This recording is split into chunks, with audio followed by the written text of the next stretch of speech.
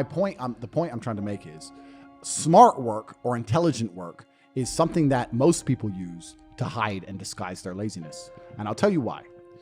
Because if you're not a lazy individual, the first thing you do is you dedicate your entire life to work. Like I just said, every I fuck is work. Every gym session I go to is work. Every car I drive is work. I'll film it. I'll use it. Whatever it is. Every single thing I do inside of my existence is work.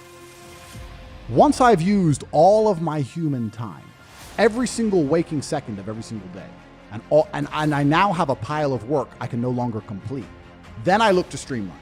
And then I go, okay, I've been awake for 17 hours and my work isn't finished. I need to find a more efficient way to get my work done.